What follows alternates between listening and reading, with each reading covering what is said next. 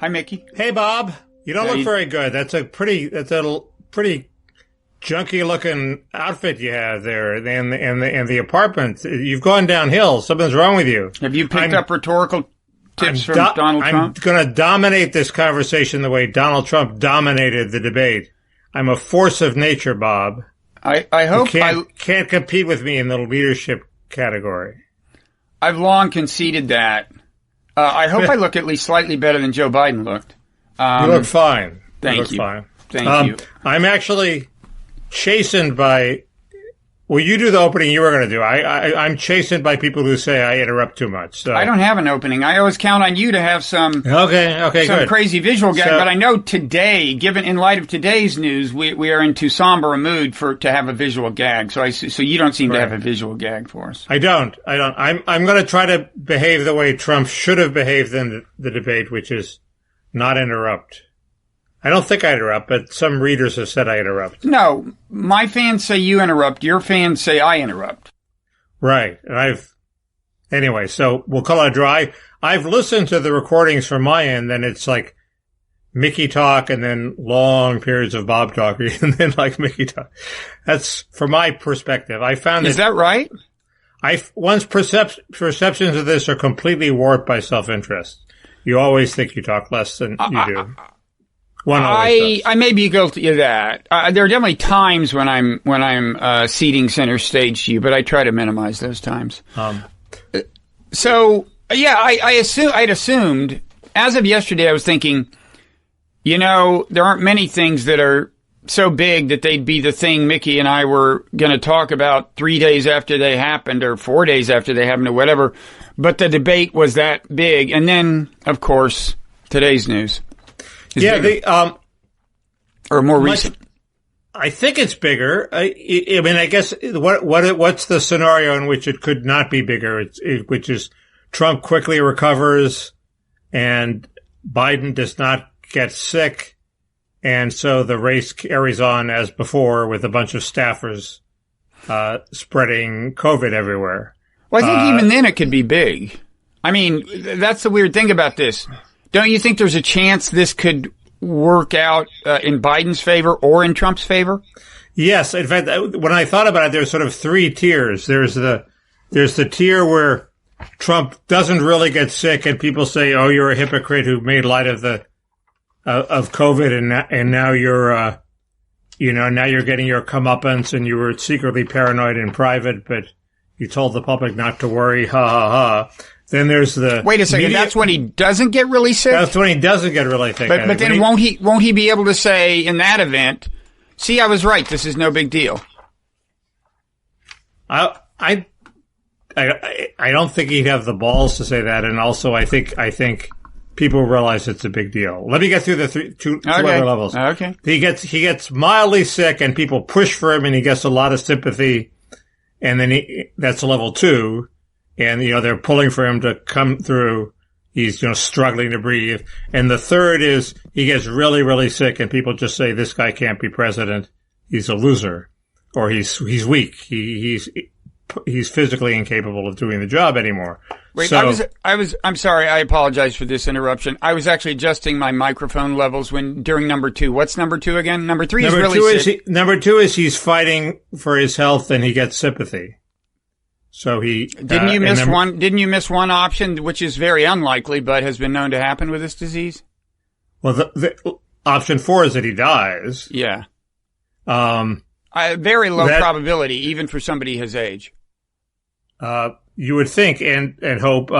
The weird thing, a couple of things. Biden is known to be terrified of getting the virus, and his wife especially. That's why he's been doing these elaborate things where only 2 people can visit him at home, and their paranoia is completely vindicated, of course. But they're really worried that if he gets it, he's going to die. So he seems a weaker specimen than and Trump. Older.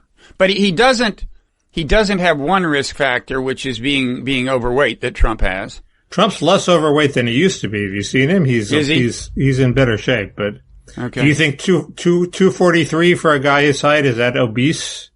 Doesn't seem obese. Well, what is to his me. actual height? Do we know that any more confidently than we know He's as well? at least, people know it. I don't know it. He's at least 6'1" or 6'2". That seems a little on the anyway.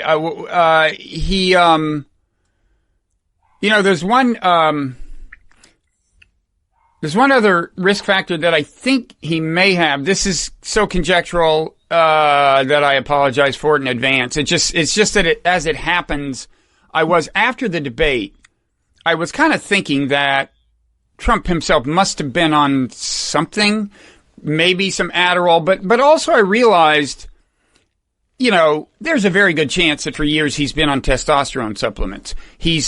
Many men his age are, he's the kind who would want them, and that's consistent with a lot of his behavior. So I did Google testosterone this morning. It was cursory Googling. I could have this wrong, but it turns out that actually, according to Healthline, testosterone is a hormone produced by the human body. It's mainly produced in men by the testicles. Did you hear that? I heard something about testicles. Yeah. That's the Google lady saying much more than I really intended for her to say when I utter the word Google. Okay? But thank you for that. So, Mickey, we have confirmed that testosterone is related to testicles. Now, if I always might suspected continue, that.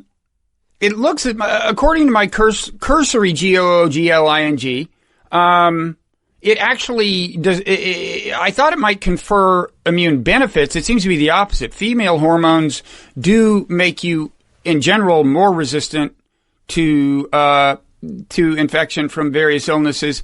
Apparently, as I understand it, testosterone is the opposite. Don't hold me to that, but that seemed to be the general drift. Anyway, we can save further discussion of his supplements for the debate section of our conversation. The second thing that seems weird to me is that Melania got sick. That's sort of troubling because it implies that it's really widespread. I mean, it's not like just Trump got sick. It's like everybody in his household got sick. If you're like me, you don't think that Trump and Melania actually spend all that much time in close proximity. So that she would get sick is weird unless the thought that occurred to me is maybe they're just saying she's sick to make it look like they're a happy couple getting sick together. But she's not really sick. That's the most benign conspiracy theory I've heard yet. I assume you do dismiss the standard conspiracy theory, which is that he's faking this for some reason or other. Yes, because I don't think it helps him. It doesn't help him for sure. If you were him, you would say anything to shake up the race at this point. Right. Because I thought he wasn't in a death spiral and he had plenty of time, but it wasn't looking good for him. Right. My general viewpoint is, the incumbent rule is in effect. Things usually break one way or another at the end. They're very likely to break against the incumbent, and Trump. Oh, is that a statistical fact? I'd forgotten that. The incumbent rule is really just that it's not that. The incumbent rule is that the final poll number that the incumbent gets, which if it's 48%, that's what he's going to get. He's not going to go up to 50%. So the challenger will get all the undecided last minute vote after the final poll. Oh. But there is also a trend that Paul Kane at the Washington Post pointed out, which is in the Senate, it always flops one way or the other. In other words, right now, suppose there are 8 contested seats, and it's very unlikely to split 4-4. It usually flops. Democrats get all 8. Republicans get all 8 at the last minute.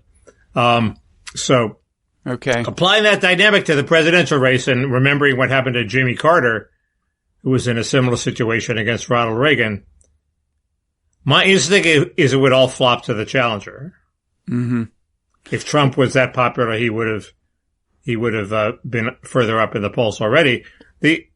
His alternative was to really start scaring people about Biden, which he hadn't been doing effectively. No. Well, I'm glad to hear that. I mean, as for the infection pattern, we don't know that Melania got it from Trump, and we don't know that Trump got it from Hope Hicks, although The new theory is that Trump is the super spreader and he's giving it to all of them. Yeah, you just don't know. You find that amusing, apparently. That's my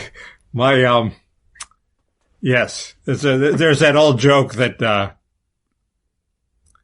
Leon Wieselter used to tell that I keep forgetting, which is the punchline is, "You'll laugh, they're dead too." I don't remember that. The best joke, one of the best jokes I ever heard was from Leon, and it was this isn't about the hunting, is it? But that's not relevant to this. So, let's like play this out. I mean, first of all, do we know for sure that he's symptomatic? I haven't looked at Twitter in a few hours, and the last thing I had read, the New York Times was saying some anonymous person says he looked lethargic. Another anonymous person said he slept on a plane, been known to happen. I mean, and as for lethargy, I would assume after that debate, after he comes down from whatever drug he was on and has to acknowledge that it wasn't a success, yeah, I would imagine he's going to be lethargic.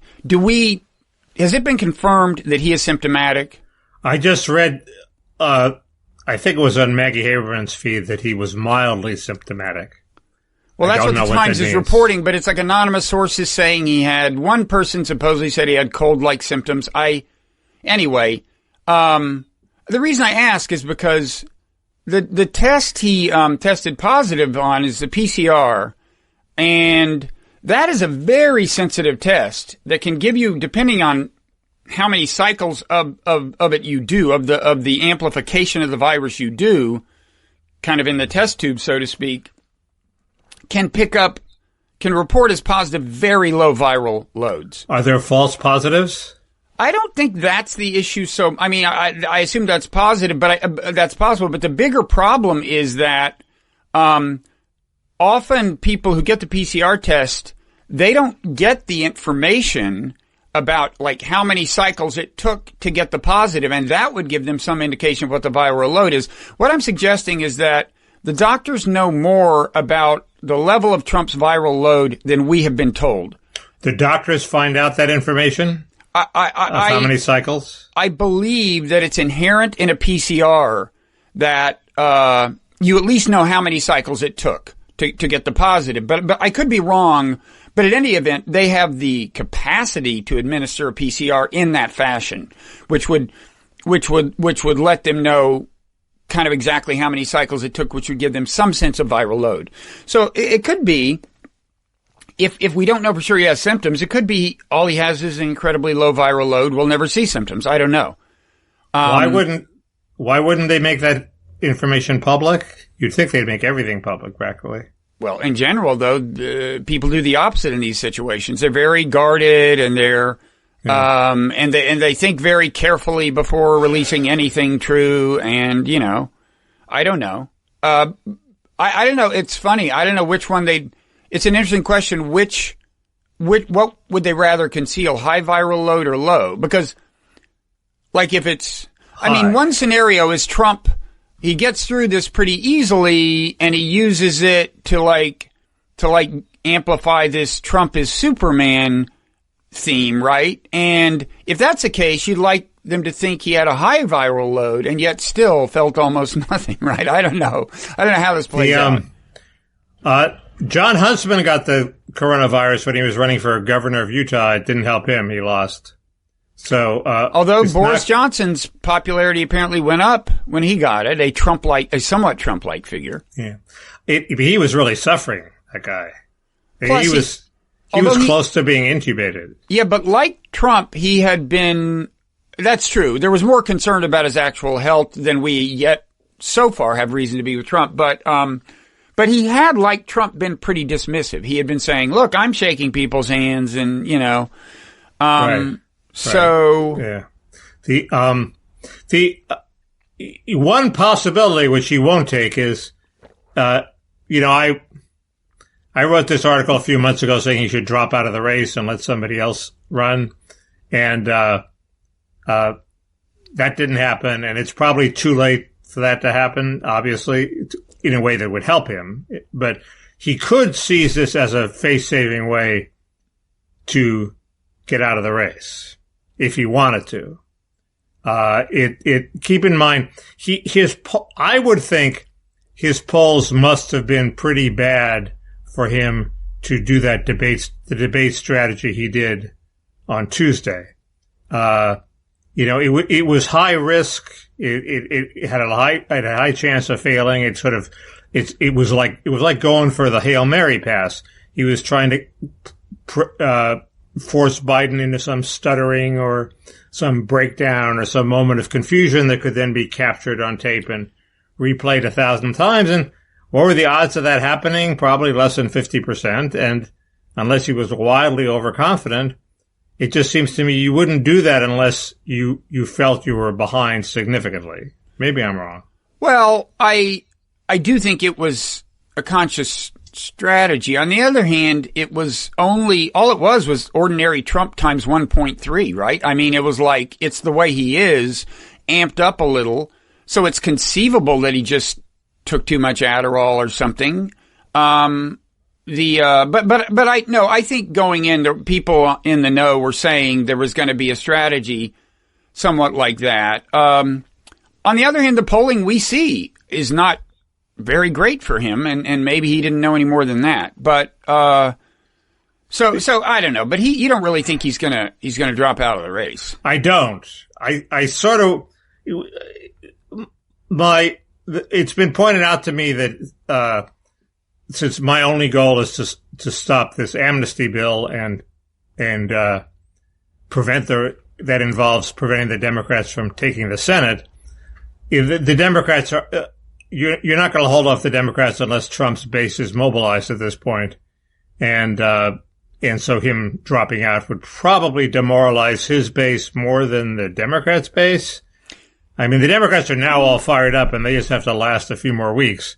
His base loves Pence, right? Oh, I don't think nearly as much, no.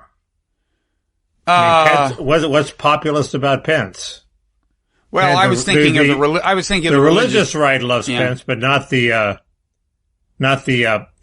populist non-college working class base. Yeah, but Pence seems malleable on these issues, right? He could adapt, and there would be this, Trump would in essence, although still alive, be kind of a fallen martyr, and Pence could inherit kind of the goodwill from that. I guess that's right. Pence would actually be, of the two fallbacks, Kamala Harris and Pence. Pence is clearly the more reassuring. He would do what is necessary and what his advisors say is necessary. He's not going to do anything rash. I'm terrified that this will somehow wind up with Kamala Harris being president.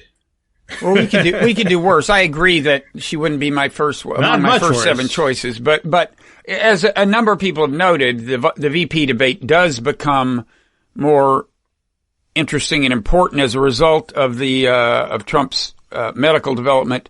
And it remains the fact that we don't know for sure about Biden. Apparently he tested negative today. I don't think that means he's out of the woods. This was slightly more than 2 days after what would have been the exposure. So I don't think we can say for sure he didn't get infected. You need 5 days, I'm told.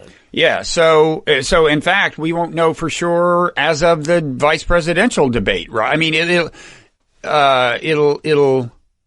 will be close, but in any event, I do think more than ever, it's important for Kamala Harris to keep it, I think, a little dialed down during the debate and not get caught up in what I think is her natural inclination of pleasing what she sees as her base, young, hip progressives. I would, if I were her, I would just try to seem at least as presidential as Mike Pence.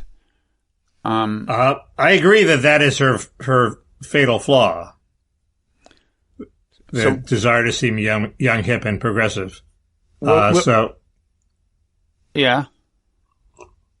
So that's all. I pretty much think she's horrible in every respect, but that would be the biggest respect. So let's play out some more Trump health scenarios. So apparently, and by the way, anything I get wrong, my wife is responsible for. Much of this information. She reads about this stuff a lot, and she reads like James Hamlin in The Atlantic. They're kind of medical expert and so on. And then as I walk through the living room, I ask her for updates. and that's my database. So, so I think the following is the case. Even a person of Trump's age, as we've said, very low chance of dying, a less than 20% chance of getting, quote, seriously ill. But let's say he does get seriously ill and can't do the second debate, but could do a third debate. Now, we're getting pretty hypothetical, but I say if I'm Joe Biden, I insist that third debate be the town hall debate, which is what the second debate was going to be. But that's pandemically a disaster, having a town hall debate. Oh, you can handle that.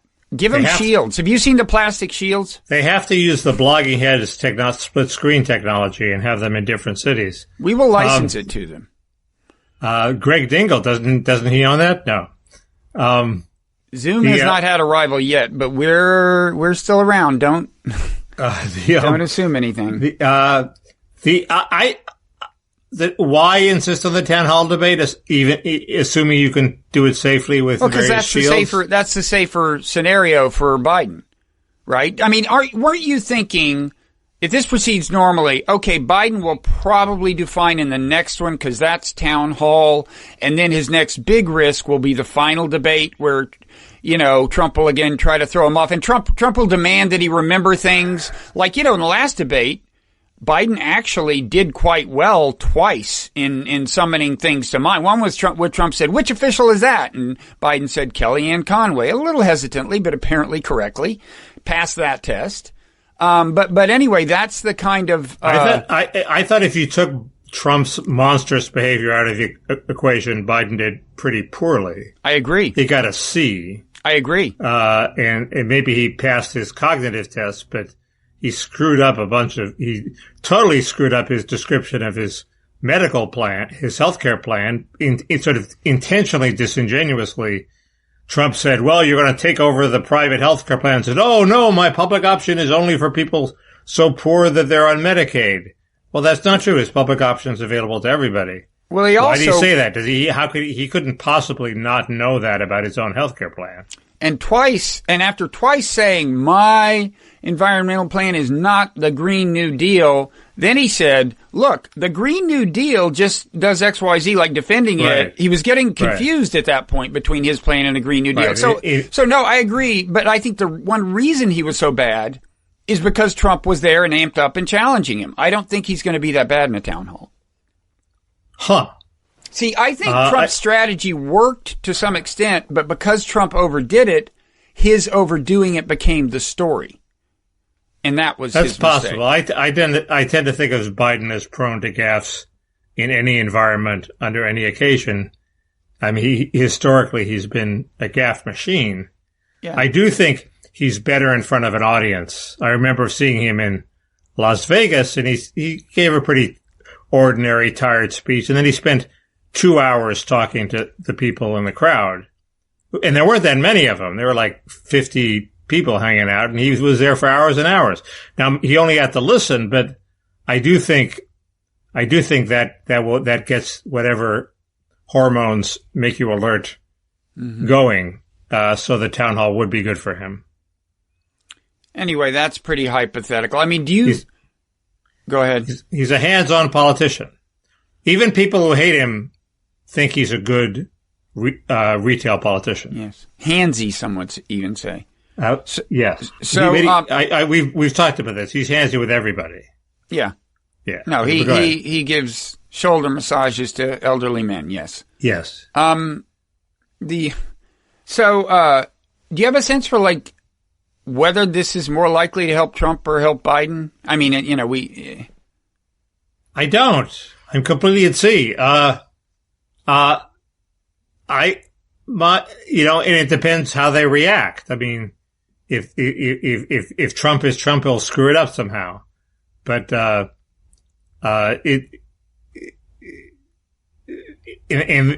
Trump is not going to get the usual sympathy that one gets. But I mean, I think he was headed down Trump was heading down the tubes, and any change is a gamble he should take.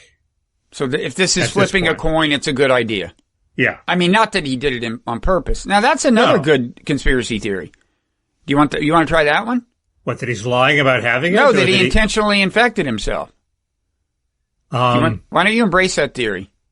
I'm not a big conspiracy guy, Bob, but you seem to think, just because I think Jeffrey Epstein's behind every development in the world of the past 5 years doesn't mean I'm a conspiracy theorist. Yeah, so, there must be some way to link this to the Epstein scandal, though. That would be good. Well, it could turn out that Trump's lethargy is due to Epstein-Barr instead of this, but that wouldn't be the same. No. So, anyway, there must be more to say about this. It's there all is anyone's more to say. talking about. But maybe that's a reason not to say anything. Well, there's the whole various constitutional crises. What I didn't realize, if there's a dispute over whether he's capable of assuming office, it requires a 2/3 vote to get rid of him. By who? By Congress? Yeah, if the committee of the cabinet says this guy can't carry forward his duties anymore, and he says yes I can, then it goes to the Senate, and it takes a 2/3 vote, or maybe it's both houses. The Constitution, is a clunky machine. And its weak spot is the appointment of electors. So, if Trump dies, then he stays on the ballot. If he's elected or not elected, who gets can they substitute new electors? Can the electors say, well, that guy's dead, I'm endorsing Biden? And the same with the other way around. It's a nightmare. Yeah. I mean, and then of course Amy Coney Barrett could get it and give apparently she's already had it. Give it to the entire Supreme Court. No, I think she's immune because she's already had it, assuming she had robust antibody reaction. This again comes from my wife. I'm not responsible if it's wrong, but my wife has a pretty good track record on health related things.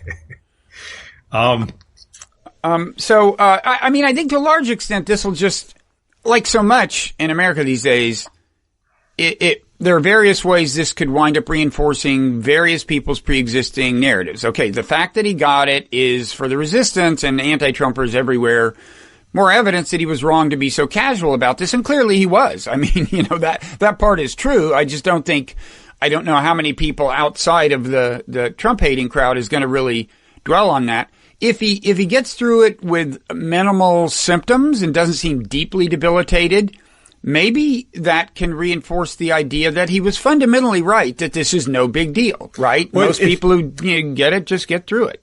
It's very weird because he's a well-known hypochondriac, and apparently in his office he's very concerned with germs and doesn't want people to get too close to him, and yet to the outside world he allowed this lassitude to develop. And imagine what would have happened if he had actually done what we thought he was. He'd been a hypochondriac about the virus and been a nationalist and a xenophobe and about closing the borders. Okay. I mean, the traditional sort of, horrible attitude of xenophobes is they're foreigners coming and they're bringing disease. Mm-hmm. Well, in this case, there were foreigners coming and bringing disease, and he didn't react strongly enough. Okay, if only he'd been true to type. And the same thing with his personal hygiene. He doesn't shake hands. He's a germaphobe, and he should have let that affect his policy. Instead, he got conned by Rush Limbaugh and people into thinking it was all a Democratic plot to cost him the election. Well, he shut down some of the incoming traffic from China earlier than most would have, and probably earlier than Biden wouldn't have. But it turns out the big influx was from Europe, and there we were just the Trump-esque incompetence doomed us. I think. I mean, the checking of people coming in from Italy at the airports was just not happening with any kind of consistency and so on. We've talked about this a little, but that you should do that piece though. A bigger xenophobe and germaphobe than Trump would have saved us, or if Trump seems like a tweet to me. But many things. Yeah, everything seems like a tweet. So many things. So the other thing he can say, of course, is after recovering is, hey, I'm immune. Wouldn't you rather have an immune president? To which Biden should say, wait a second, I thought you said there was going to be a vaccine in 3 weeks. You mean you weren't going to let me have one of the first, 500,000 doses? That is kind of something, I guess. He can say that. Right? I vote for me. I have antibodies. I don't know. Yeah. I don't think people really care that much whether he has antibodies or not. I mean, yeah. My ideal situation is Trump wins the election and then he immediately is impeached and has to leave office. So I think the idea that he would win the election and then get ill doesn't bother me at all. I think oddly this almost has to work in favor of him with his base, right? I mean, they will cling to his surviving this ordeal in some fashion or another and glue it to the narrative. Right, but the base isn't enough, as we know. So as we know, and yes, it's those 7 to 8 undecided voters. But there's in terms of the wimpy suburban moms, this actually might be something that would appeal to them in their wimpy suburban momness. How? An ill person. They want to take care of him. They wish he gets well. They don't wish him ill. I think your average suburban mom. They're naturally maternal, being moms. Yeah, but I think they direct that mainly toward their own children. And I think if they were already leaning toward the idea that he wasn't taking this seriously enough, this would tend to confirm that. But now what about the possibility is he says, now I've changed my mind. I realize how serious this is.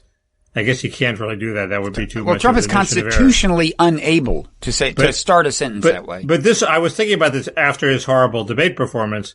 If he changes, people, especially, this is me channeling my inner Gavin McInnes here, but,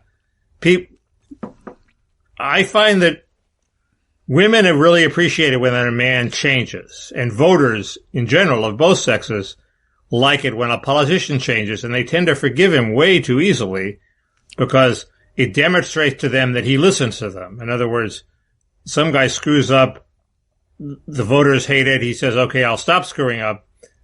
He gets rewarded way too much for that. So if Trump calms down in the next debates, it seems to me he will be rewarded probably more than he should be. And by the same token, are you saying if he uses this COVID infection to somehow do some sort of I have sinned before God moment? What? Or something, or it's been some. I don't. He has to say that. He doesn't have to say that. God has sent me a message, but he could say, it's. I don't know. It's now completely clear to me that I've had this disease. It's terrible. We shouldn't wish this on anybody. They deceived me into thinking it was less of a problem than it was, or something like that. I don't know. It'd be hard to come up with. That'd be a tough one to pull off, I think, at this point. But who knows? I'd recommend some change. We have to talk about the debate a bit because it's a use it or lose it. Nobody's going to want to hear about it next week. There was this bizarre reaction that Gore had. Remember when Gore was mildly over assertive in his first debate with Bush, and he sort of talked under his breath, like I couldn't hear it, but my mother could hear it, and it was considered too aggressive talking over Bush. And the next debate, it was like he was on Quaaludes. He overreacted so much that he was practically not there. It was like, wake up, Al. Well, hadn't Naomi Wolf told him to act like an alpha or something? Isn't that the reason he was acting like one in the first? Or am I wrong? Am I misremembering? He was very alpha. He was dressed like Ronald Reagan. He was made up to look like Ronald Reagan. He was wearing a Reagan-like suit with big shoulders, and he had rouge on his cheeks, and so he was kind of walking around a little and kind of could be taking up the space. No, I remember that. But it was but he was was talking over his opponent. The other person who talked over his opponent with a completely different effect was Chris Hitchens. It was a standard Hitchens debate. I've been in the very seat that you're referring to. Yes. Yeah, okay. But the time I saw it, which was he was debating Arianna Huffington and a couple of critics of the Iraq War, it was actually quite effective because it wasn't so loud that it really interrupted them. It's sort of hard to interrupt Arianna Huffington, but it was witty, and it was sort of like he was just providing a play-by-play analysis under his breath. It wasn't this Trump thing where he's trying to like rattle you and interrupt you and not let you get your thought out.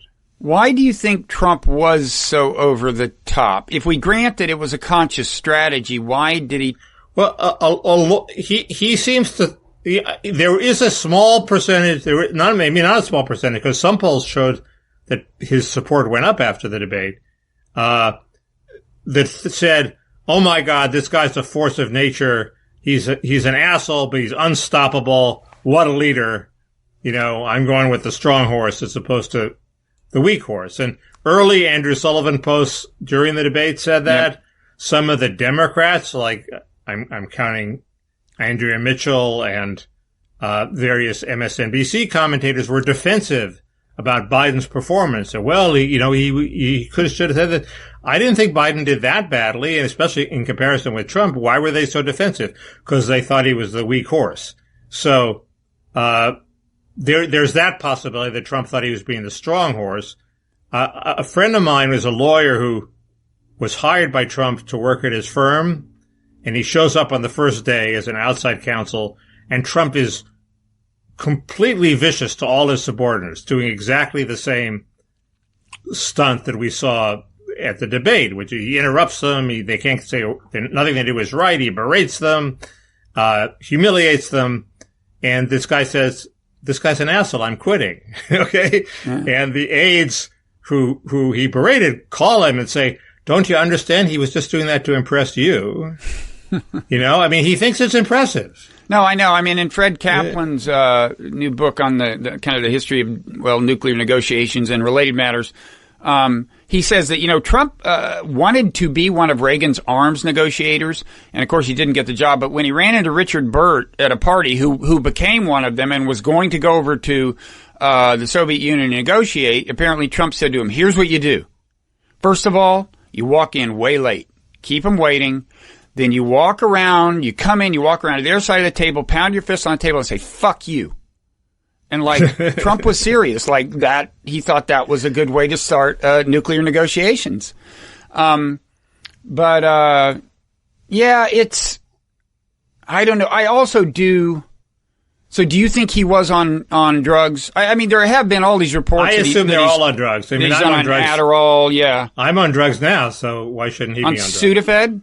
Yes. When did you take it?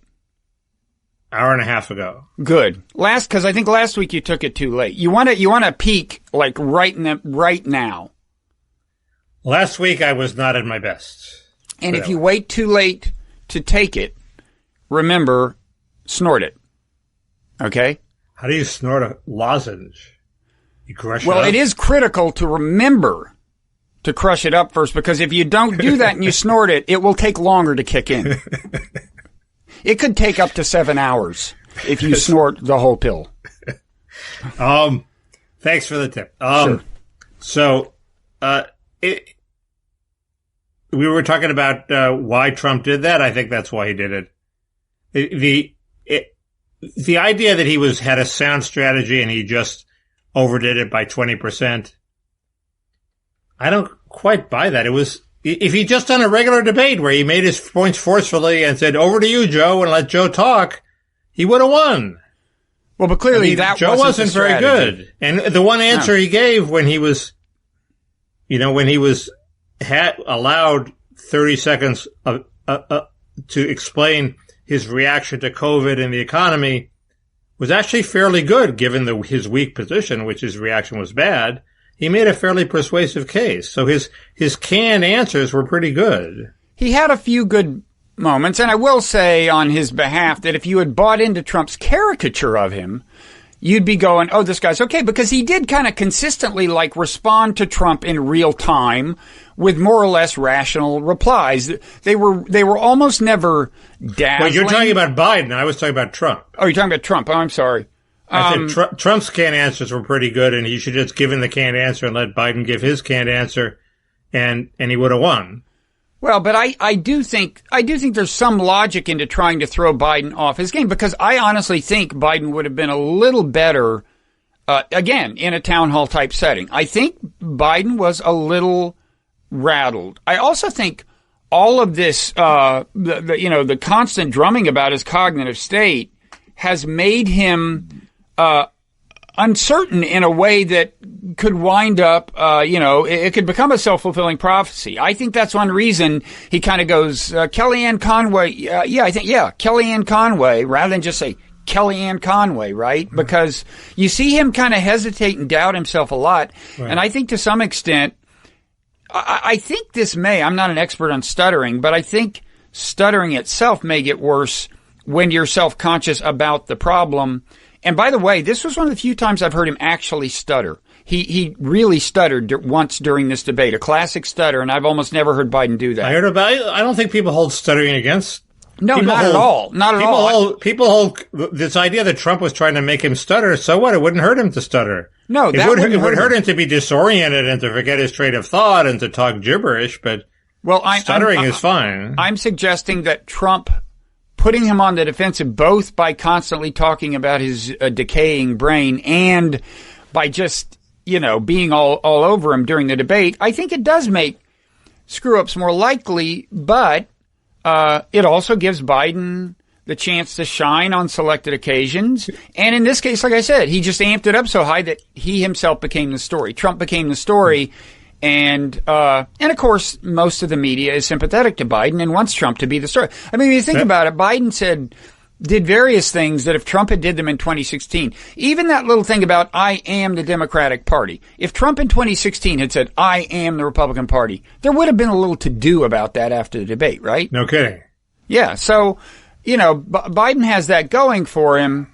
But I don't think it was a crazy strategy. It was just out of control. The rule that Trump will do whatever keeps himself in the news is a good one to apply to this illness.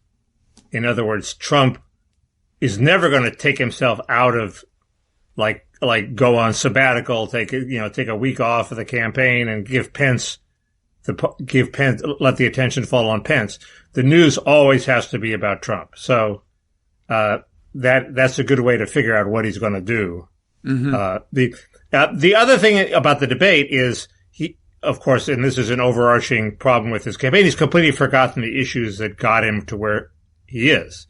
There was nothing about immigration in the debate. He didn't even do the obvious line, which is, Joe, while you were shaking hands with those workers in Scranton, you went back to Washington and shipped their jobs to China. I protected those, I'm trying to get those jobs back. And you're just going to start shipping them again. And that was the basic thing he had to say in the debate. And he didn't say it because he's taking his advice from, I guess, mainly Jared, but other people who are saying, no, you want to appeal to the black vote by talking about prison reform. And it led to some there was one paragraph where he segued from, and I let felons out of prison to I am the law and order candidate who's going to crack down on BLM within the space of 5 sentences. Yeah. He did it pretty well, given the wrenching, dislocation, but it was still pretty bizarre. Biden also left a lot of money on the table. I mean, just a trivial thing is, saying he's against Trump's tax cut, will repeal Trump's tax cuts and not add the obligatory for the rich. Joe, tax cuts for the rich. People like tax cuts. You have to emphasize that these were for the rich. And, things like that, like at the very outset, he disturbingly gave us reason to think he has not been listening to our podcast, Mickey, because as I said last time, the way to frame the Supreme Court thing isn't like, I think the constitutional thing is to not confirm her, which is bullshit. The Constitution permits the Republicans to confirm her. The thing to say is, 4 years ago, they said this was the rule, and now they're reneging. That people understand. He never puts it that way. And Biden was bad. He looked bad. And I mean, my sequence was like thinking, well, worrying about how bad he was being, and 20 minutes into it, seeing Andrew Sullivan's tweet about Trump is dominating and thinking, oh God, maybe that's true. I mean, I did tweet before that, is there anyone who doesn't already support Trump who doesn't think he's obnoxious right now? And I think that is a lot of the story, but I did think Biden did bad. Then I was relieved afterwards that Trump seemed to have been such an asshole as to drown all of Biden's badness out. But then I woke up in the middle of the night thinking, whoa, there's still all these bad Biden moments on tape that could be put to good use, you know, by Trump. There are a couple of polls, not the majority, but there were a couple that vindicated your fears. It's possible that most people hated Trump, but that most undecided people, he got the lion's share of the people that moved, because they were the strong horse people, even though most people who had already decided and most, I think, sensible people thought he was a horror. But the USC tracking poll, which is this interesting thing where they survey the exact same people. There are, I think, a few thousand, and every day of the week they do hundreds of them. We've seen 2 of those since the debate. They're hard to read because they are a rolling average. So it's not like this is today's data. You can't really read them confidently, but Trump They're down to 3. What's that? Biden's only 3 points ahead in that poll. Well, whatever. There, I would just emphasize the change more than the magnitude. But which way did the change go? As of 2 days from now, again, it's hard to interpret this, but the gap has ever so slightly narrowed. There hasn't been some widening, if I'm recalling correctly. No, I don't think we have any good polling data yet. But then again, of course, you know, if the polls don't change, that's victory for Biden. I mean, each debate is a bullet to dodge. And if the polls don't change, even if they move ever so slightly in Trump's favor, that's victory in a sense. Well, right? Although we're forgetting Bruce Feiler's thesis, which is we have a whole history book to go between now and the election. And this is the fact that we're able to the fact that the electorate is able to process all this incredible information so quickly. You know, Trump is a disaster. Trump has COVID. I mean, they could process, various people dying and an entirely new cast of characters coming in to run for president, without batting an eye. I think people are, nobody is unable to process the developments fast enough. Yeah. And this latest thing is a wild card that I just cannot confidently predict the implications of. Yeah. You go. No, you. I'm being no. You're the one who claims that I eat up most of the airtime. No, but your people are the ones that claim I'm constantly interrupting you. Yeah, but your people match that. So you are the. They do? I don't hear those. Oh, they do. People tell you that you interrupt me? People always tell me I interrupt. Well, maybe you should think about that. I'm sorry. The Proud Boys. I thought you were going to give me shit about the Proud Boys. I am prepared to do that. Go ahead. Proceed, Senator. It is weird that in the debate what happened is Trump said, sure, I will denounce white supremacism. And then bizarrely he said, give me a name. And then Biden says the Proud Boys, nominating them as a white supremacist group.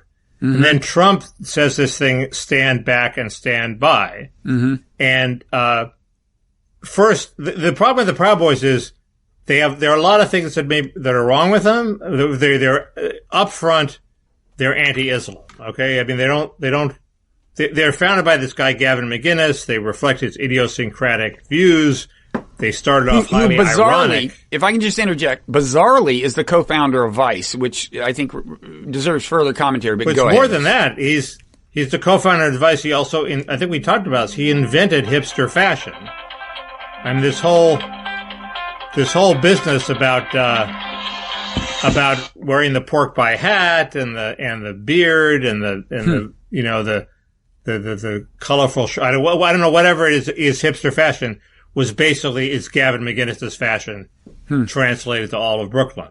So he invented all that. He's a very creative guy. And then he got pushed out of Vice, in part, I assume, because of his views. And one of the things he did was he founded this group, Proud Boys, which is an ironic reference, as I understand it, to a song from the musical Aladdin, which he didn't like. Okay, so it's like a mocking reference to this song, Are You Proud of Your Boy? It's a terrible name for a masculinity group. So anyway, I've heard worse for far-right thugs, but anyway. He's upfront anti-Islam. He defends He's Western anti-Semitic too, isn't he? He says things about the fucking Jews this and the fucking Jews that. Oh, I'm sorry. I thought he was just anti-Semitic. But well, you can be pissed off at the fucking Jews and not be anti-Semitic. Well, I claim. I would say that particular trope is a little more diagnostic of anti-Semitism than some right. purported But tropes. I'll concede the charge of anti-Semitism and concede the charge, but that doesn't make him a white supremacist. Okay, he tries, and the group is multiracial. It is not a white versus black or white versus Latino group. It is a white, black, and Latino versus non-Western group. You could say it's bigoted. You can say it's bad. You can say it's probably homophobic. You can say bigoted and bad that works. No, for me. but the issue at the debate was it white supremacist, and it's not white supremacist. And I don't like throwing this label white supremacist over every group you don't like or every group that's bad. Okay, that's what was so weird about the debate. And then the issue is, did Trump know this when he said? When he answered, and it seemed like he did know it because he was sort of, as I took it, telling them, trying to, he definitely allied with them. He said, "You're my guys, stand back and stand by." I thought it was a face-saving way to say, stop beating people up. Okay. Stop invading these. Oh, come on. Antifa demos. What does stand back mean? That's what stand back means. Mickey. So, wait. You asked the question. Okay. Can I say, first of all, I think we should compliment both Biden and Trump for that moment. And I mean that. I mean, first of all, Trump says, give me an example, name a group. And Biden responded with, you may say, okay, you're complaining that they're not technically white supremacists, but still Biden replied with more adroitness than would be possible by far if Trump's caricature of his brain were accurate. I mean, you got to give Biden credit for, in retrospect, baiting Trump into this thing and coming up with a name. Chris Wallace didn't. So he does that. And then Trump, whatever else you say about this moment, I think it's a truly impressive piece of wordplay by Trump. I mean, Chris Wallace had said, stand back, right?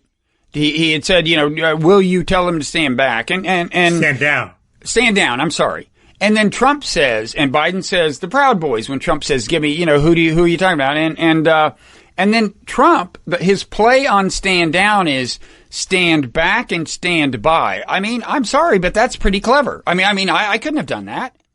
And now, as it happens, it was clever in the service of what seems to have been a political blunder. I certainly hope it was, but I don't think it was unintentional. And the point I want to make is, well, 2 points.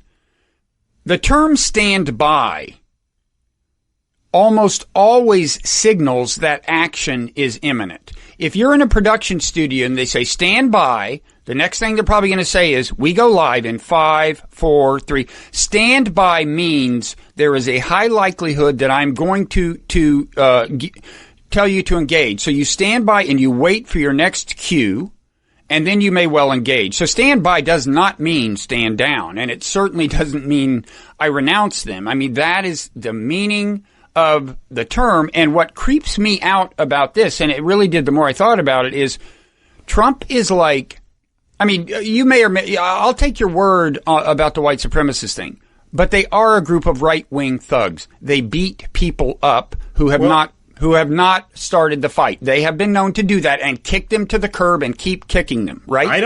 I'm not so sure. The thing in New York that they were convicted of. Yeah. They got beat up by some Antifa people, and then they came back 10 minutes later and beat up the Antifa people. So they didn't start that fight. And they also showed up in Portland, and I don't know who started those fights. They're clearly raring to fight. They're clearly itching to fight. Okay. They're clearly like soccer hooligans. They live for the fight. That's enough for my purposes. Do they start the fight? The fight? I don't know. That's enough for my purposes, because what creeped me out is Trump basically declaring himself de facto commander. I mean, he was speaking to them. He said, Proud Boys, stand back and stand by. Now, I'm not an expert on how fascism evolved in Germany or Italy, but, and this isn't like they are now the brown shirts. On the other hand, you can imagine this being an increment in that direction. I mean, and they were delighted, of course. The Proud Boys embraced this moment. Well, they're happy to be under his command. Somebody was paying attention to them. It was like they're not a very big group. Well, and the president, in fact, is the person who is paying favorable attention. You're right. And Biden initially. His wasn't favorable. But he was paying attention. They want attention. Attention is attention. Yeah. I interpret it immediately differently. And this assumes that Trump knew who these guys were, because otherwise why is he may have known that they showed up in Portland and they were fighting Antifa. Okay, so they're his guys. He may not have realized that they weren't white supremacists. He later claimed he had never heard of them, which makes no sense at all. But he was away. They're talking. He wants them to stop going and beating up Antifa people. And I agree Does he? Well, yeah, he said he wanted peace. He was talking about how he wanted. This is what I interpreted as he wants them to stop beating up Antifa people, even though he hates Antifa. And so he's saying stand back, and then he wants it a face-saving. He doesn't want to put them down and say, you're thugs, stop what you're doing. He wants to say, he wants to do it in a way where they actually are going to obey, which is stand back and yeah, sure, we'll need you later. So you're still my guys, but just stand back now. What does we'll need you later mean? What? So he's doing anything to get them to back off. It's like you're talking to a guy with a gun. You don't say, put down the gun, you asshole. You say, put down the gun. We'll talk about this later. They don't have a gun trained on him. There'll be a role for you later. They don't have a gun trained on him. He was under no compulsion to appease them. And he wants them to stop. And as I said, he wants them to stop getting into fights. Stand by is classically used, means more than we may need you later. It usually means we are going to call you into action pretty soon. So don't go back to the barracks. In order to keep his alliteration and brilliant wordplay going, he had to use the word stand. So, man, stand back was pretty good, and he was, he must have thought about this ahead of time. You are really good at coming up with reasons that he said what he said. Other than that, he meant what he said, and I credit you for that. The standard interpretation on the left is he wanted it to stand by to thuggishly intervene in polling places that was not part of that conversation. That was later on in the debate, or right. Now that's a further assumption. So what do you think he was going to call them to do when he issued the call later after telling them to stand by? Well, he went on to tell you. He said immediately thereafter, but somebody's got to deal with Antifa. He said it in the next sentence. That's the context. Well, but that's just he had to say that to get back to his main point, which is that Antifa and the left are the major source of the violence. Do you think, Bob? Don't you agree that the left is the major source of the violence here? Do I? I don't think I'm ready to sign on to that. No, but let me finish let me just say all these demonstrations in Portland and Seattle and Kenosha and L.A. You don't think that the violence is driven by the left? Well, some violence is some. Can we just postpone that debate for a second? I'm willing to have it. But I'm just saying that it's obvious what the context was, and I agree with you that people who are saying he's going to deploy them after the election are making assumptions I'm not making. The obvious context was he was saying it may soon be time for you to wade into these protests and do some damage, Proud Boys. That is the far and away the most plausible interpretation of what he meant, unless we accept one of your various interpretations of why we shouldn't assume that he meant what he said. No, the very plausible interpretation is you should stop beating them up, although I understand your motive. Somebody has to stop Antifa. That's why you went and beat them up. And what does stand by mean? You think he didn't mean stand by. That's the part he didn't mean. I thought stand by was a face-saving way to avoid putting down this group. He didn't want to put down the group. He wants to say, I'm with you, stand by, we'll have more things for you to do later. But for now, just lay off the Antifa people. That seems like a reach to me. I will say that I thought Biden botched the Antifa thing.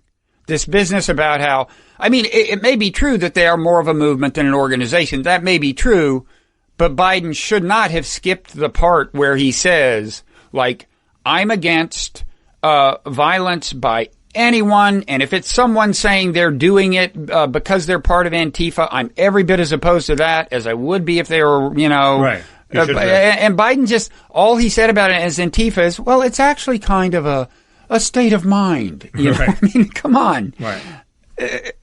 I agree. You know who gave a very good answer to all these questions? Who? A favorite of yours, Bob, Steve Bannon. He's on TV. First he says he should have denounced white supremacism.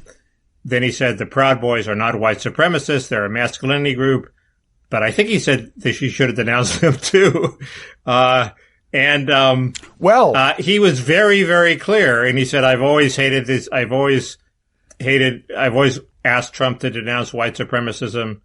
And he was very clear-minded, and maybe he was under the influence of being indicted. But, well, I was deeply gratified that the day after this on Bannon's podcast, he was the only one of the first three people who spoke who wasn't being deeply defensive about Trump's performance. I mean, Bannon's amazing the way he can, he should be a college football coach. Why shouldn't he have been defensive about Trump's performance? He wasn't. That's my, he should have been. Trump's performance was bad. Right. But I was glad to see that was being affirmed even in the last bastion of denial about Trump badness and Trump, incompetence and bad performance. I mean, this podcast is the last place you will ever hear a bad word about, something Trump does. And even they were conceding this, that it wasn't a great night, although Bannon tried to kind of counteract that tendency to some extent, but I was just happy to see that. But you know who else is disappointed that Trump didn't clearly denounce white supremacism? And everybody. What? Everybody. Scott Adams, Dilbert cartoonist, Trump supporter, says, and this came to my attention because a guy on Twitter, Richard Ledwidge, tweeted at me, if Trump can lose Adams, how far behind can Mickey be? So I'm about to ask you that question, but first I say, so Scott Adams did this video where he's like, Trump has lost me. And then at the end he says, now he could get me back if he finally says the right thing. But it was pretty thoroughgoing denunciation of Trump as Scott Adams goes. Well, Scott Adams went off on Trump's failure to counteract the Charlottesville lie, which I do think is a lie, Trump had this whole elaborate scheme, which he laid out clearly, which is, I'm denouncing the white supremacists and the Nazis, but there was this other group there, and I'm denouncing Antifa, but there was this other group there of people who were just hanging around the edges, who weren't carrying the torches and weren't white supremacists and weren't white nationalists, and I'm not denouncing them. They can be fine people. And since a couple of those people were my readers, I think there were probably just barely enough of those people there to justify it. So it's wrong to say he said they were fine, that the Nazis were fine people. He was completely clear. And this is Adams' big cause is clarifying this lie. And he was pissed off that Trump, as were other people, that Trump didn't take the opportunity to defend his name. That was the first thing. That was the first thing. Was there another thing? Yeah, that was the first thing he said in the video. And the second thing he said was, then, with the Proud Boys, he had a chance to denounce it. It was something like that. Anyway, it was a separate thing that Trump had done that Adams complained about, and then Adams says he's lost me. And Adams was, he's like going on about like, look, I've lost income for my support of Trump. I blah blah. It sounds like he was really in a moment of despair. But in any event, what about this question? If Trump can lose Adams, how far behind? Adams came back into the fold about an hour later. Did he? Yeah, he tweeted. I've gotten so much. I say I'm not going to vote for Trump, and I'm attacked by Democrats. Screw them. I'm voting for Trump now. Oh, what bullshit. What he actually caved in the face of was Trumpers, I'm sure. Anyway, what about the question posed by the tweet? If Trump can lose Adams, how far behind can Mickey be? Mickey, are you going to vote for Trump?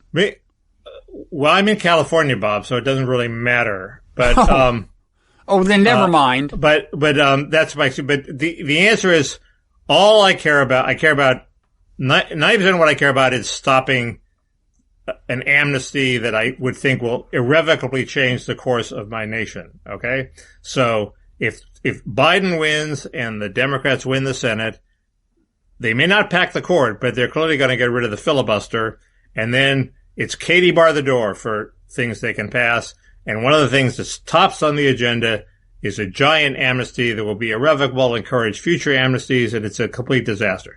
So all I care about is stopping that, okay? Healthcare, Trump is terrible. Biden is much better. I'd much rather have Biden. Biden is clearly a wan, retro figure who's going to bring back all the horrible, swampy things, and we're going to, do all sorts of things that we probably shouldn't in terms of easing up on China. I can stomach all that. I can't stomach the amnesty. If it was just those other things, I might be for Biden, even with the court, where I think, I'd much rather have Trump's choices, which have been pretty good, than Biden's choices. But with a 6-3 majority, we can give Biden a couple of choices. Doesn't matter. So aside from the immigration thing, I'd probably be for Biden, but the immigration thing is there. And if you could guarantee me that there would be a Republican Senate that would block it, I would probably be for Biden. But we can't. So you're voting for Trump. I don't know. I haven't decided yet. That seems to be where your logic is pointing, Mickey. It's pointing. The logic is definitely pointing in that direction. But they may all die before the election. I mean, why do I have to make up my mind now? That's true. So anyway, this is a great gimmick. It's actually authentic. We have not prepared this, but for you to like each week refuse to be quite ready to declare is a great way to keep people coming back. I'm sure they're fascinated. Or what we could do is like say we'll reveal the answer in the parrot room, but we're not saying that this week. That would be false advertising. No. But so we're go ahead. What, are we closing in on too long? We're closing in on an hour and 15 minutes. Oh, shit. Well, let me quickly say something. We've done an hour and 7. So let me quickly say something. Here is, first of all, every time I hear more about the mail-in ballot stuff, I become more concerned about what a mess this is going to be. And, of course, the Republicans are going to try to maximize the messiness. But I do think there's a connection between the debate and the mail-in ballot thing. Do you want to know what it is? Sure. I think there's a scenario in which Trump's performance cost him the election in a circuitous way, and it's this. The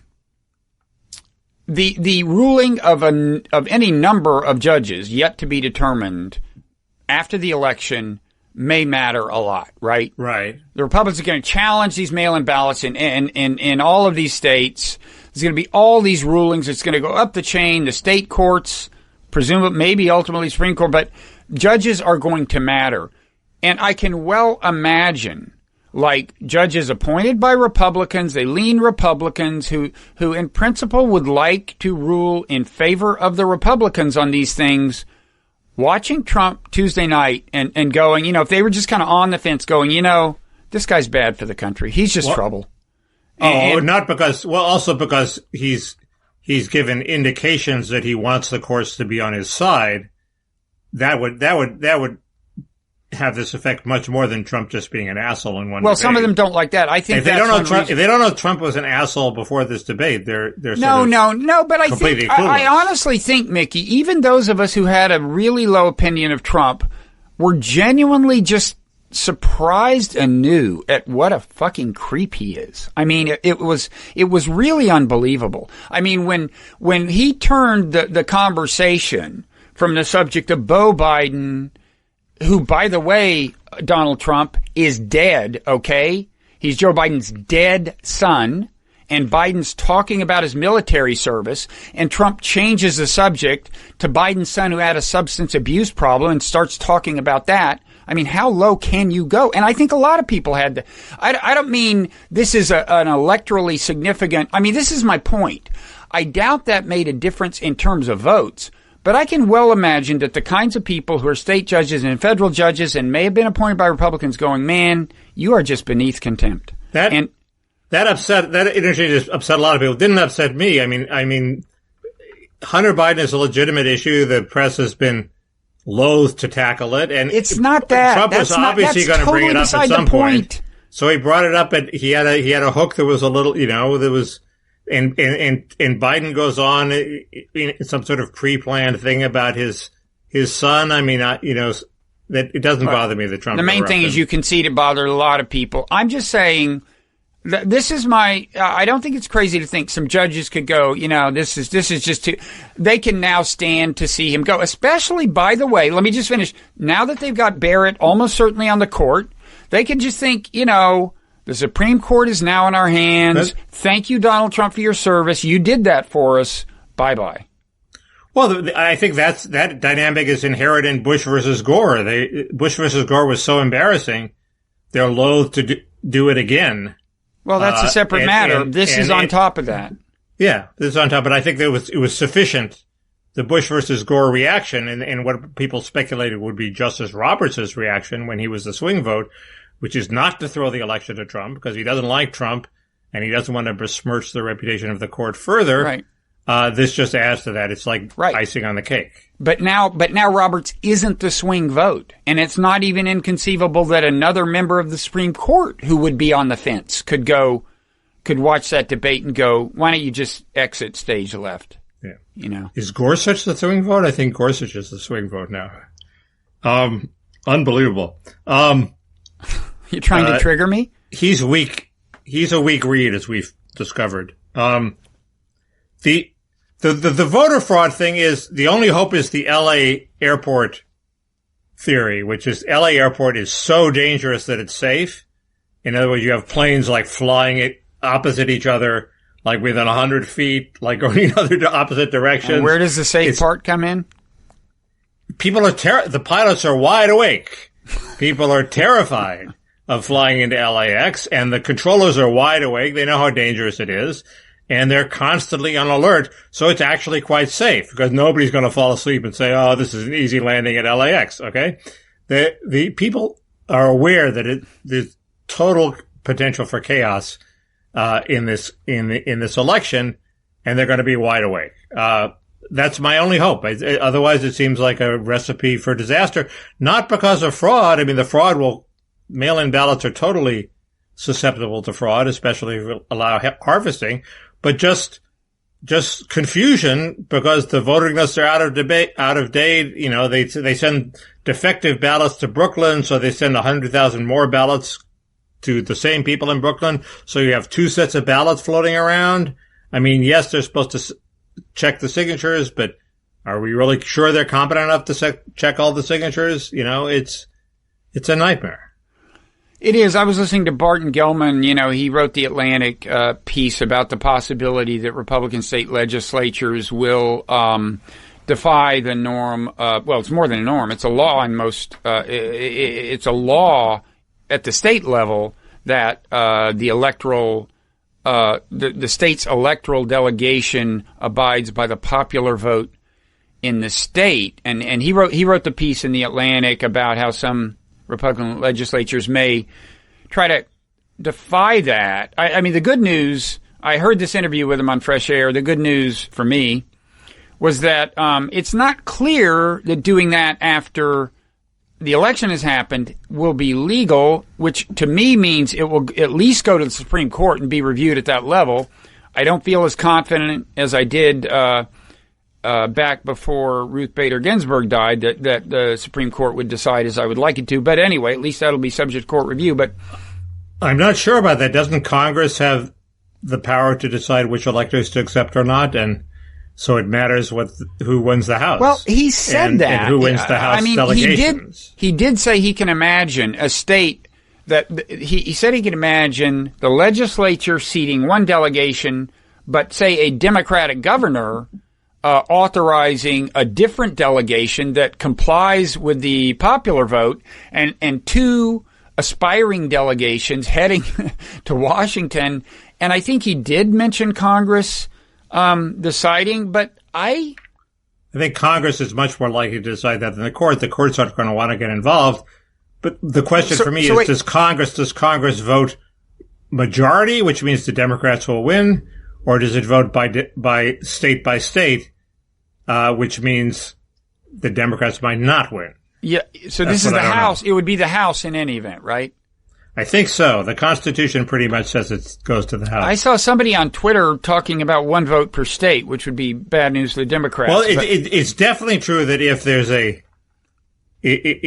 there is one situation where I guess if nobody gets a majority, it's decided by one vote by state. And Pelosi has issued a memo saying, pay attention, try to win some state delegations because it may come down to this. So the Democrats are well aware that this threat exists, because Republicans control more state delegations than Democrats, I think, at the moment. Yeah. The other thing was Gelman said, contrary to what I think you've said, that there's basically no good evidence of past fraud of any significance at all in the realm of mail-in ballots. But this is, James O'Keefe had it on video. It's like, what more do you want? What is this recent O'Keefe thing? Something broke this week, right? He had a whistleblower in the Somali community in Ilan Omar's district who taped a bunch of things, people boasting of, ballots, their cars filled with blank ballots that they're going to fill out, boasting about people going into nursing homes, and there are 3 towers filled with seniors. We take all their ballots and we fill them out ourselves. That's exactly the sort of mass fraud that people are worried about. And, I'm not saying this happens in every district, but the potential is there. I think that's all I'm saying. And it probably happens on a small scale in a bunch of places. There was, it happened in this North Carolina district where they had to rerun the election. That happened in Paterson, New Jersey. The idea that there's no evidence of it happening, what do you call widespread? An entire state, hundreds of thousands of voters were disenfranchised? No, we don't have that.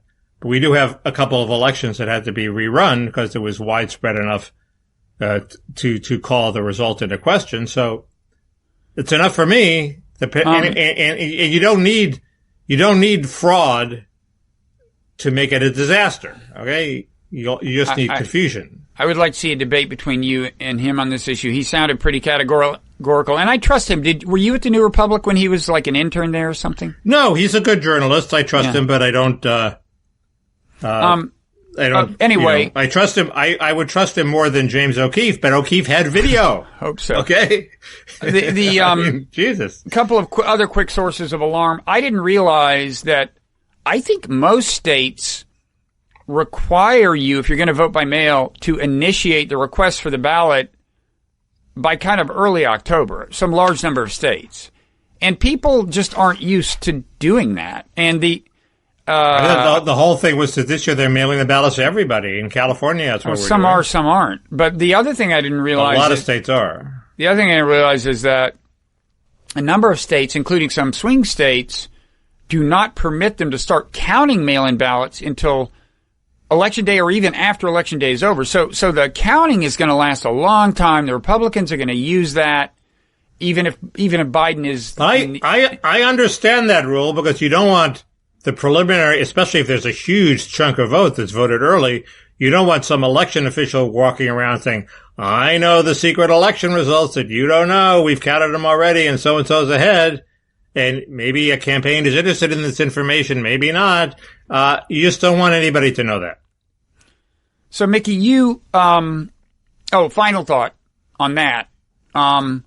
This makes me more reluctant than ever to conclude much from polls, right? I mean, the fact that, they're polling all these people, but a large number of them are not going to be voting in person. Well, will they succeed in voting by mail? Will they take the initiative? Will they fill things out in a way that is deemed satisfactory, with the Republicans challenging every single thing? So I would imagine that these, given all that, and given that Democrats are going to vote by mail more heavily than Republicans, I would imagine that these polls, by some measure, overstate the ultimate Democratic vote. I can conceive of ways they might overstate the Republican vote, but in any event, they make me less inclined to rely on the polls for anything in particular. Boy, the Democrats may be suppressing 1% of their vote or something by emphasizing this vote by mail thing. So if you shave 1% off the vote by mail and you shave 2% off by the shy Trump voters theory, and the Dornsife poll only has Biden up by 3%, well, there goes his 3% lead.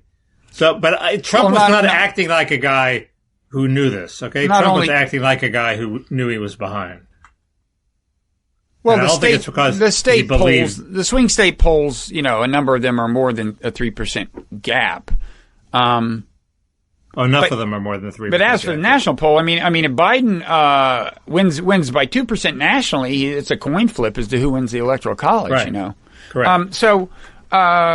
So you think we should wrap it up because your friend said we've been going on too long. So other people have been complaining that if you add this podcast up with the Parrot Room, which we tape afterwards, it's like oppressive and off-putting. It's so gargantuan. Right. I've always liked shorter. So we have a lot to talk about in the Parrot Room that's left over from this to this. This was fine. Can I just say quickly the things I plan to talk about and we can talk about in that room?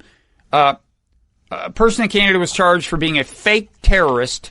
This sounds trivial, but it actually calls into question the work of famed New York Times journalist Rukmini Callimachi, if I'm pronouncing that right. Probably not. The other thing is Spotify is facing a rebellion of listeners who want to cancel Joe Rogan. Good luck with that. Maybe I can do this part here without further elaboration. Just we've gotten in the habit of doing obituaries. I didn't know this person, but the psychologist Scott Lilienfeld, who apparently was pretty well known for, among other things, authoring a well-known paper calling into question the validity, at least as studied so far, of the concept of the microaggression. He just thought it was actually being treated as a serious thing by scholars at a point when it had not really been rendered with sufficient clarity to make it amenable to rigorous analysis or something like that. So, as somebody who gets offended when somebody doesn't like one of my tweets, the concept of microaggressions has inherent plausibility to me. Also in the Parrot Room, Mickey Kaus defends microaggressions. And no, just as a concept. Is it a big deal? Should people make a big, half of my life is trying to overcome these microaggressions that I perceive. It's sort of bad karma to let yourself be offended by microaggressions. But, so I don't know if I buy the concept that it's a tool of oppression, but the idea that they don't exist, I mean, give me a break. Mickey, is the friend who complained about how long we go on the friend who chastises us for not engaging in ritual self-promotion at the end of the podcast? Correct. Oh, let's appease her on both fronts. I only have one friend, Bob. Okay. No, Mickey, I'm your friend. Periodically. Yeah, we'll see about that. Okay. So, so rate and review us on iTunes or the podcast app. I mean, right now, us, for that purpose, means either The Wright Show or Blogging Heads. We're on both of those podcast feeds. But also, if you want to support us and allow us to speak recklessly without fear of cancellation, because after all, you can only be canceled if you have a boss, then make us self-sufficient by going to patreon.com/parrotroom. Would you like to add to that, Mickey? No, I thought that was very well done. Oh, thank you. I'll bet you say that to all the guys. So we'll see. I think stand back and stand by for the parrot room. You're not going to have the parrot repeat that? Only in the parrot room. Okay. Stand back and stand by. See what you get in the parrot room, folks? Tell you, we're not charging enough. Okay. Okay. See ya. See you there.